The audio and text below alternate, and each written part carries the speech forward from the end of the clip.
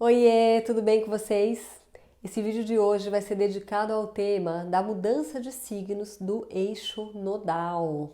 Os nodos lunares, também conhecidos como cabeça do dragão e cauda do dragão. Esses nodos eles já vinham aí no último 1 ano e meio no eixo Câncer-Capricórnio e agora eles estão entrando e no eixo Gêmeos-Sagitário. Então, se você ainda não me conhece, eu sou a Devaki, eu sou psicóloga e astróloga e criadora do método da astrologia vivencial.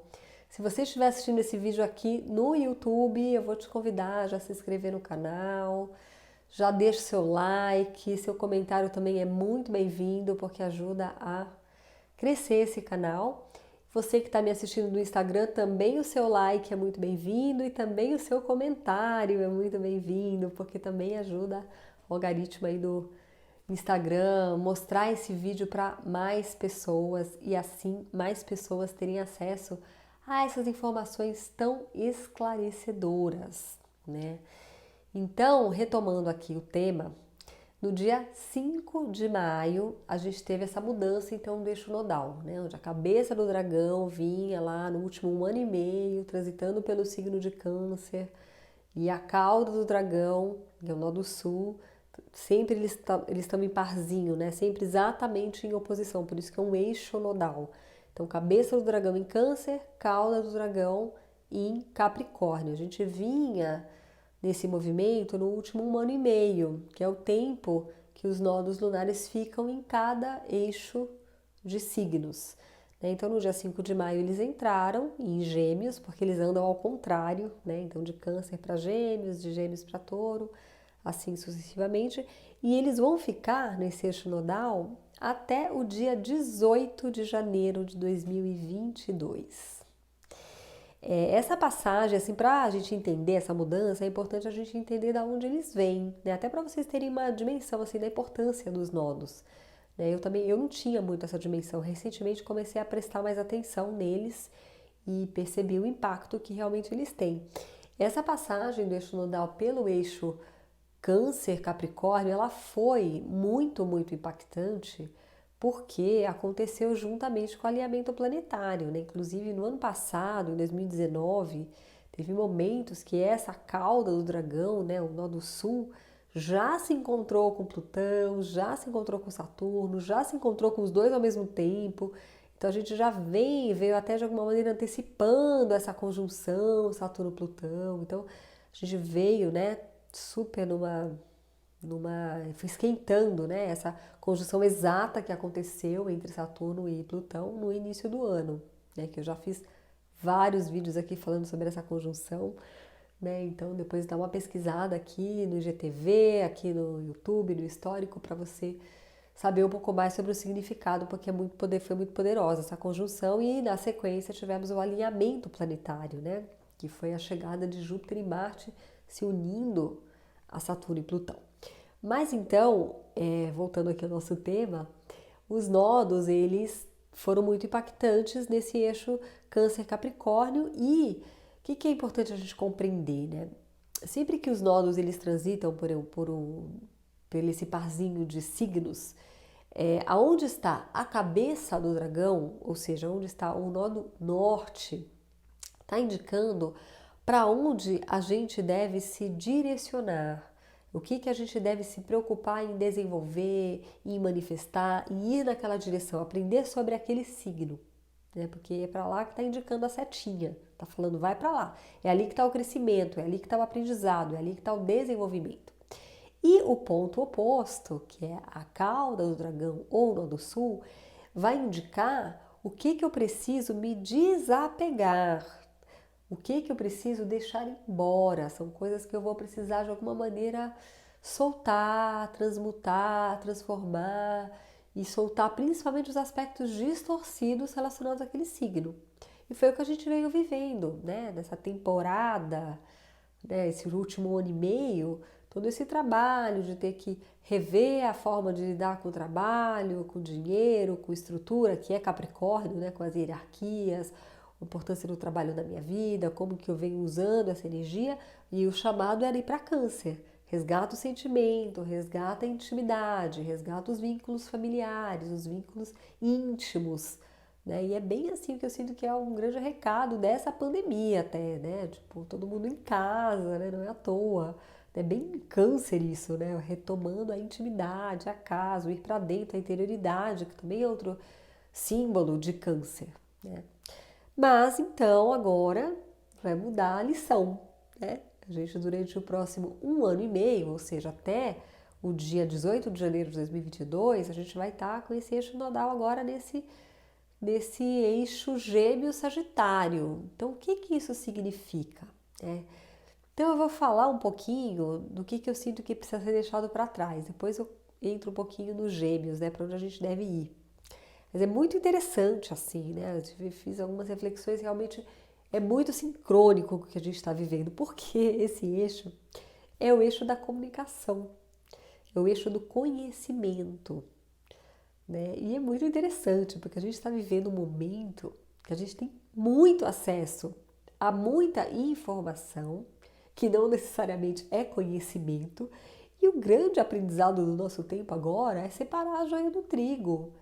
É saber o que é verdade e o que é mentira, né? A tal da fake news, nunca se falou tanto em fake news, né? E realmente é incrível, né? Como é possível, né? Nunca ficou tão nítido, né? Perceber hoje em dia como é possível transformar a verdade na mentira, a mentira na verdade, elas facilmente se interpenetram e facilmente uma mescla na outra e põe a máscara da outra, né? Então, por exemplo, você pega às vezes um trecho de um vídeo totalmente fora de contexto, joga lá, põe uma legenda e aquilo fica ali provado que é aquilo que você legendou. Só que tá fora de contexto. Se olhar o contexto inteiro, não é bem assim. Então, a manipulação da informação é um tema desse eixo nodal, né? Mas isso de modo bem geral, porque o eixo é o eixo do conhecimento, é o eixo da comunicação, né? O eixo principalmente é o eixo do conhecimento, palavra-chave, porque conhecimento envolve Gêmeos e Sagitário, né? Quando a gente fala de comunicação, de expressão, é mais Gêmeos, né? Porque o Sagitário é mais a busca mesmo pelo conhecimento, até mais profundo, né? É o eixo do conhecimento. Então, esse é o tempo da gente realmente ir atrás de perceber como que a gente adquire esse conhecimento, que a gente faz com ele e ter discernimento para filtrar o que é conhecimento e o que é apenas uma informação fora de contexto, né? Então, vamos voltar agora a analisar de um por um, né? Nó do Sul e Sagitário. Então, tudo que é assim a sombra de Sagitário, o lado distorcido de Sagitário, a gente vai estar sendo convidado, enquanto humanidade, né? Porque eu tô falando isso para todo mundo, tá? Independente de você ter Gêmeos, Sagitário no seu mapa ou não, isso é para todos, tá? Tudo que eu tô falando aqui vale para todo mundo, porque é um fenômeno coletivo. Então, todo o aspecto distorcido de Sagitário vai estar sendo convidado a ser transmutado, a ser deixado para trás, a ser largado, que é isso que o Nó do Sul pede. Agora é hora de soltar essa bagagem, de largar, principalmente largar o aspecto distorcido. E o que é o distorcido de Sagitário? Sagitário tem a ver com a nossa busca de conhecimento, a nossa busca de uma compreensão maior sobre as coisas. Então, Sagitário rege filosofia, religião, as leis, as crenças nesse nível mais religioso, filosófico. Então, eu sinto que o maior aprendizado desse tempo vai ser largar os preconceitos religiosos e também filosóficos, tudo que envolve crença, tudo que envolve alguma forma de fanatismo, até político também, porque Sagitário também rege as leis, então entra um pouco nessa questão política também. É um momento da gente realmente rever completamente as nossas verdades, sabe assim? Porque o lado distorcido de Sagitário é o fanatismo, e é você se achar o dono da verdade, você achar que a sua compreensão é a única, que o seu caminho é o único, que o que você encontrou e que para você faz sentido, deve também fazer sentido para todos. Isso é uma visão curta, que é exatamente o que o Sagitário não quer, mas que às vezes ele cai nessa armadilha. Então eu sinto que o tempo agora, esse próximo 1 ano e meio, com a passagem dos nodos aí, é um tempo da gente realmente rever as nossas verdades absolutas, aquilo que era uma crença pra gente muito, que a gente acreditava muito, que dava um norte para nossa vida, que dava uma referência, rever até a nossa relação com guias, com mestres, com o que a gente, onde a gente coloca a nossa divindade, no que a gente busca como conexão com o divino, porque Sagitário também tem a ver com a busca do sentido da vida, a busca pela divindade, a busca pelo meu eu divino. Então é o momento de rever tudo que possa estar de alguma maneira fechando a sua percepção. Porque muitas vezes a gente fica prisioneiro de algumas crenças e de algumas filosofias, de alguma forma já muito estruturada de enxergar e para de se abrir para o novo. É aí que entra Gêmeos, porque Gêmeos é o signo da curiosidade. Então eu sinto que é o momento de justamente alcançar, buscar e nutrir e manifestar o lado positivo de Gêmeos, né? E uma das coisas que Gêmeos tem é essa abertura para conhecer, né? O geminiano ele é super aberto para novas ideias, para novas pessoas. E ele não discrimina muito, não tem muito julgamento, sabe? Que é a maior sombra de Sagitário. Ele discrimina demais, a ponto de ficar ali fechado. Então, em Gêmeos, eu consigo me abrir mais para novas ideias, para novos conhecimentos, para novas pessoas, para fazer pontes, para fazer ligações, para ligar uma coisa com a outra, fazer ligações de uma coisa com a outra, de um jeito que forme um novo quadro, né? Ser mais articulado. Se abrir também para se relacionar mais, para expressar mais as suas ideias, se expressar mais, a coisa da expressão vai ficar muito forte. Daí eu acho que já está um pouco acontecendo, porque com essa história da quarentena, da gente ficar muito dentro de casa, a internet ganhou uma força muito grande e o poder de propagação da sua fala, da sua voz, do seu conhecimento, daquilo que você tem para compartilhar, ficou muito multiplicado, empoderado, né, potencializado mesmo. Você faz um vídeo, várias pessoas, se souber distribuir bem, você tem um número de visualizações gigante, aquilo atinge muitas pessoas. Então, é MS Gêmeos, né, essa energia do proliferar a minha fala, a minha mensagem, o meu conhecimento, tornar mais acessível o conhecimento. Isso também tem a ver com esse novo tempo agora, com essa cabeça do dragão em Gêmeos.